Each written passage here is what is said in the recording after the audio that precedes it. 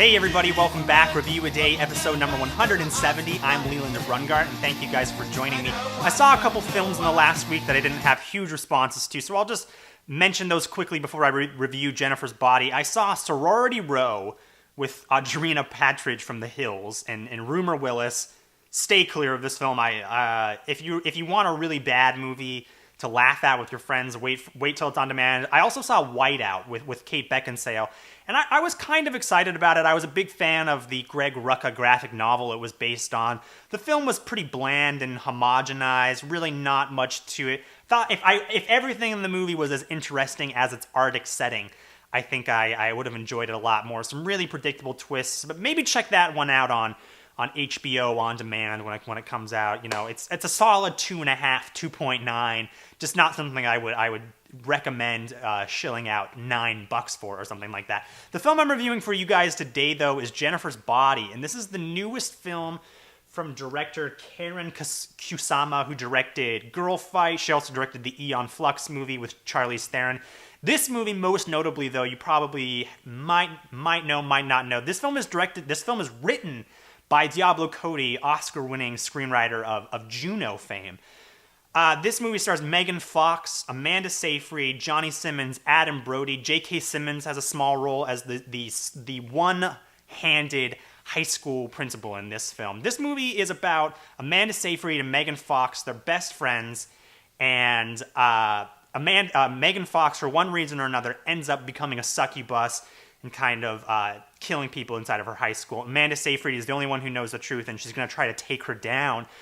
Diablo Cody is a screenwriter that I grappled with in Juno, I grappled with when I watched United States of Terror, and I continue to grapple with in Jennifer's Body. There's a part of Diablo Cody that I really dislike, and it's the side of Diablo Cody, it's the holier-than-thou dialogue, and how I feel like Diablo Cody is constantly trying to remind us how cool she is. I felt like she did it in Juno, and I feel like she did it a lot in Jennifer's Body.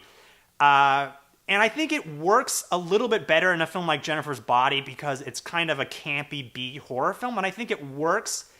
But the thing about Diablo Cody that I find really interesting is once she sheds that, once her dialogue kind of eases up, it happened in Juno. The first 20 minutes of Juno really bugged me. The first 30 minutes of Jennifer Bodies really bugged me. When she sheds that, and I think she gets down to her characters and everything else, I think she's a great writer. By the end of Jennifer's Body, I was really enjoying this film when it shed the scenes where they were poking fun of the mourning families who had lost people in Jennifer's Body, when they weren't making fun of the stupid principal and stuff like that. When this movie was a horror movie, it's great. I think there's some pretty suspenseful and creepy moments in this film. It isn't too scary, I will say that. The movie is very funny. Diablo Cody has a good sense of humor, and I really dug what she was doing with this movie, but I think Diablo Cody was kind of lowering herself to a B horror movie level, and I think she has within her, I think she could write something like The Descent or a really great horror film. And I think the genre that she's writing this film in really limits it from being a great film. It feels like a WB movie. There's lots of music. They play it over and over again. I mean, the movie... The trailer had more of the bands listed than it did the actual performers in the film. What I will say, though, is that the film is campy fun. It's about a girl who's a succubus. There's some fun gore that's off camera, so it's not too offensive for people who aren't into hardcore, scary horror movies. I'm going to say I think Megan Fox is a waste of space. I couldn't stand her in Transformers 2, but she is perfect in this movie. If you're going to have a hot chick covered in blood, make it Megan Fox. She's really nice to look at.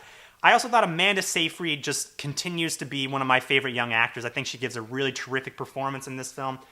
Also, Johnny Simmons, who played her boyfriend in the film, I was really surprised how much I bought into the relationship between Amanda Seyfried and her boyfriend, and that was one of the moments where I was like, I think Diablo Cody could have made a genuine horror film about a relationship between a guy and his girlfriend, and I think I bought into that a lot more than I was expecting. I didn't cry at the end or anything like that, but I was surprised how much heart this film had, and Adam Brody, hysterical in every single scene. I think Adam Brody knows how to do Diablo Cody dialogue. I think the emo band in this movie was really funny, and Adam Brody is never underestimate the power of Adam Brody is all I would have to say about that. I give Jennifer's Body a 3.5 out of 5. Diablo Cody, quit trying to be cool, make a genuine film, because I think she's really talented, and I just want to see her make something that isn't super ironic and cool.